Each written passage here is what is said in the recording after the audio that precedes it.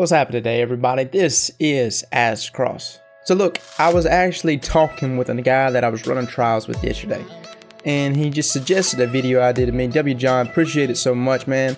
Value everyone's suggestions. And this one was Voidwalker versus Sunsinger. That seems to always be, well, a given.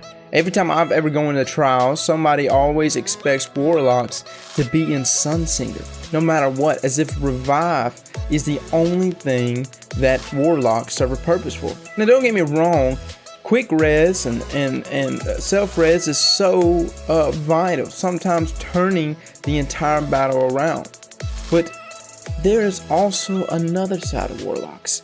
I myself have gone through trials many times for my Warlock, and it's been both ways, both as Sunsinger and as Voidwalker. And they both have their pros and cons. But which one is actually the better choice when going into trials?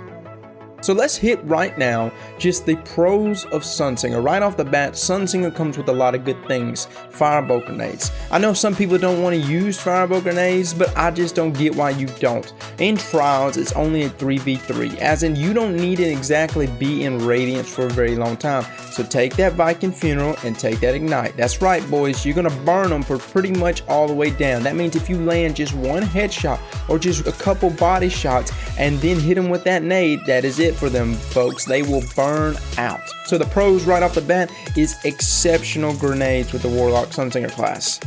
Okay, another pro, you can self-res. That means in those situations where everybody gets shit on, you can self-res, of course reviving the rest of your teammates and then speeding your way to victory. The cons? Well, let's just lay it out real quick. If you're going against a team that is very experienced, self-res will not save you. I can promise you it won't. You will be res sniped or res shotgun or res something, and you won't do nothing but fall back down to the ground. I can promise you that. I've seen so many Warlocks go in there, especially with this past week's trials match being in such close quarters and confined space. It's so easy to put those Warlocks right back down in their place. So that is one major con to the Warlocks, is it's already expected. When we see somebody in Sunsinger class, we go ahead and zone him out.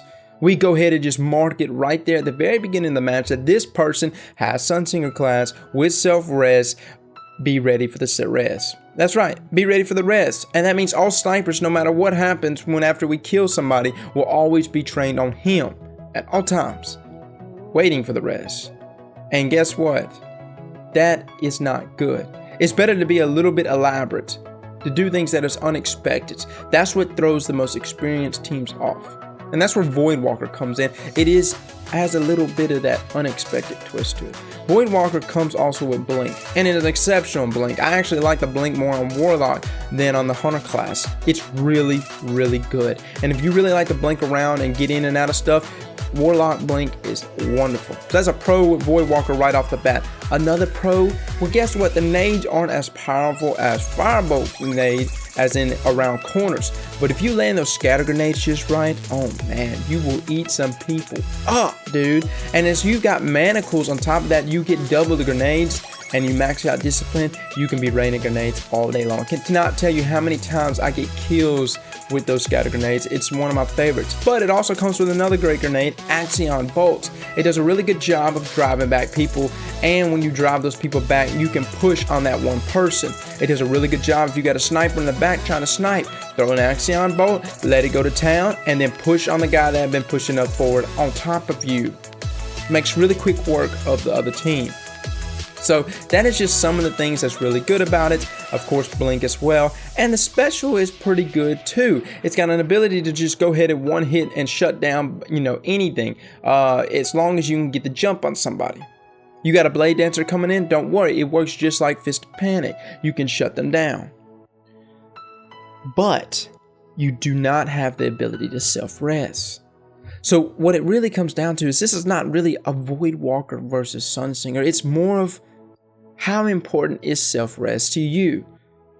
So, and to me, self-res is really good for kind of your open matches. I don't know why I believe self-res is really good for open matches, but what I like to believe is if there's self-res out there and it's an open kind of bigger mid-range maps, the more likely that you are to get killed and be separated from your team, thus forcing your enemies to be further away from you when you self-res, the better. Now, some people believe that actually resing next to your enemies and going to town with your melees is really good. Yes, it's good, but again, I'm talking about just being around experienced players that will put you down really quickly. So open maps to me is exceptional to have that. I won't be blinking around in an open range map. Why? Because, well, as soon as I come back down, I'm going to get popped. And that's that, man.